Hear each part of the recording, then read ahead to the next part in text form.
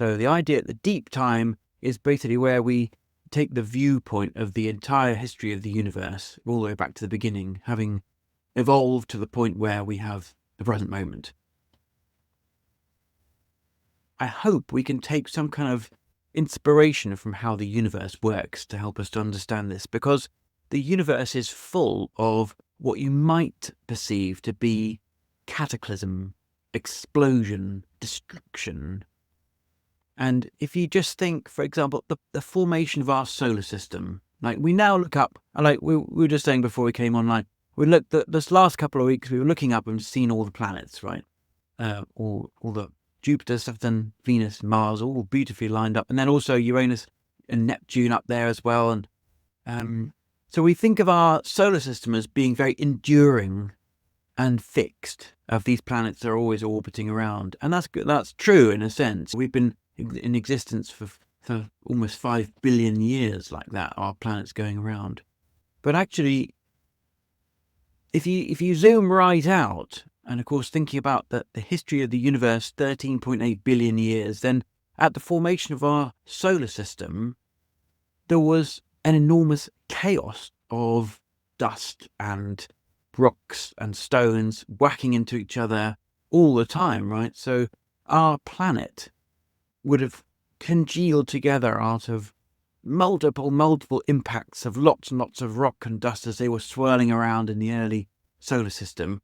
And then occasionally something big would come in and whack it apart, and it would be an explosion. And that's, of course, how the moon formed. The moon was a big chunk of Earth which got broken off. And probably if you were the Earth at that point, you'd be like, oh no, half our planet's disappeared. And then here we are, 5 billion years later, thinking this moon is very beautiful. You know, up there, it's always there, going round, affects our life, very important for life, all that stuff. So then, if you go back even further, then the chemicals that our bodies, that our planet is made of, could have only formed inside stars. Some inside the action of a star, and sometimes some of them actually only in the explosion of the stars when it comes to the end of its life, a supernova. So I always like to use the example of your teeth. If you just notice your teeth, just for a moment, if you just move your tongue around your teeth, and they're very familiar, aren't they? Feel the feel of the inside of your teeth. And on the surface of your teeth, we know we've got a very, very hard substance called enamel. The enamel is made of a calcium phosphate. So that's calcium and phosphor and oxygen bound together in a molecule, one of the hardest naturally occurring substances. Now this calcium, the phosphor and the oxygen can only have been synthesized in the universe in a supernova explosion. So that's the only way it can have come. And then of course the star explodes, vast amounts of these chemicals get blasted back into space, and then a little bit later they swirl around, come into a gas cloud. That gas cloud starts to collapse, and then you get the formation of a new star in the middle, and this big disk of material which is spinning around. Some of that stuff gets accumulated into a planet, which gets bashed around, and then finally it congeals and forms our Earth. And here we are, so many billions of years later, and it's just coming to forming our body. We've eaten the plants and breathed the air, and our body is synthesizing these molecules to create what we need. So just by feeling the inside of your teeth, you are feeling the effect of these enormous explosions which have happened throughout the universe. End of the stars, you know, the formation of the solar system and all that. So now we look around at our world and we see all sorts of things, isn't it? Like beautiful creativity and stunning nature and beautiful people and relationships, but also some more difficult things, difficulty and suffering, as we were talking about.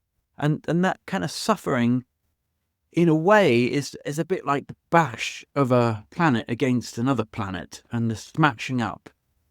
But if we can be, my view is, if we can have a little bit of a view of this, then hopefully we can take what might have been a kind of destructive event and see that as a seed for something which might grow into a new direction. That there was this lovely example of in the forest when a tree falls, beautiful grand old tree falls down, terrible sad thing because that tree has fallen, but it makes space for something new.